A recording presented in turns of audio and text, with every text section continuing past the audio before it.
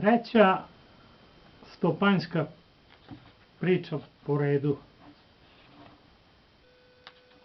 ima naslov Radoša je odneo jug. Čudna je bila sudbina Radoševa. Još kao dete napala ga je svinja, jer je on u rukama držao vrapče. Ona je to setila i pojela mu neke prste. Bio je to poremećaj koji ga je pratio kroz ceo njegov život. Živa je Radoš sa svojim komšijama, čuvao ovce, svirao u frulu, onako kako je moglo bez prstiju i brao travu po krnolićima za stoku.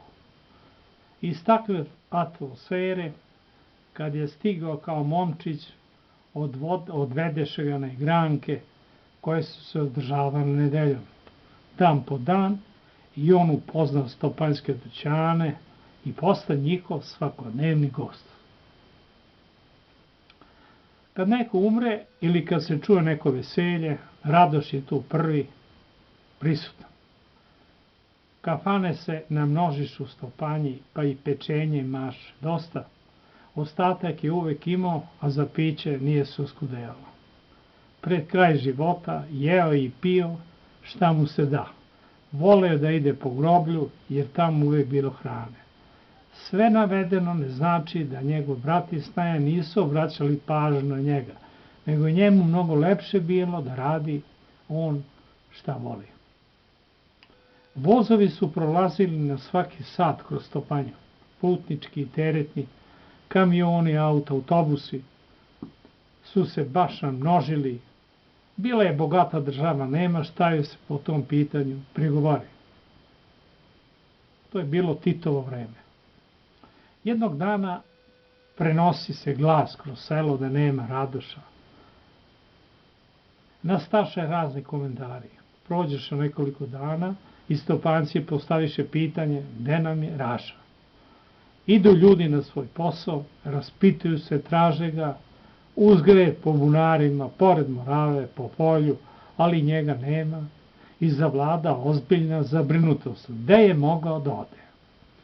Radošev nestanak prijaviše i milicije, ali oni to ništa ne učiniše, nisu se postarali da ga nađu, a moglo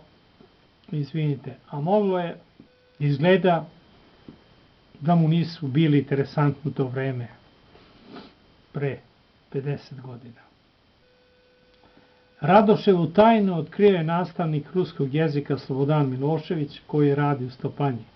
Vraćao se Slobodan sa puta i autobus se zaustavio na autobuskoj stanici u Vranju i napravio pauzu.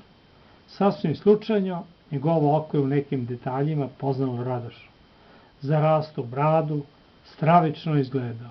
U trenutku prepoznavanja Radoš je tražio hranu iz kontejnera. Našao je krišku bostana koja je bila napadnuta pčelama. Sede Slobodan u autobus i dođe u Stopanju i javi da je video Radoša. Vest o njegovom dolasku se brzo proširila, pa su svi volili da ga što pre vide. O svom nestanku ništa nikome ne teo da priča. Zna je on za Stopanju, ali postoji Stopanja i to Gornje Stopanje kod Leskovca, možda i to imalo nekakve veze. U vreme kad je nestao, družio se i često je bio kod Ringišpila, koji su u to vreme otišli u Stopanje. Ko zna šta je bilo? Točak života se okreće.